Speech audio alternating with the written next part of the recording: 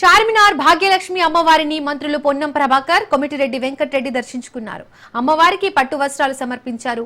ఈ సందర్భంగా గత వారం సికింద్రాబాద్ ఉజ్జయిని మహంకాళి ఆలయంలో బోనాలు విజయవంతంగా ముగిశాయని పొన్నం అన్నారు. బల్కంపేట ఎల్లమ్మ తల్లి కళ్యాణం ఘనంగా జరిగిందన్నారు.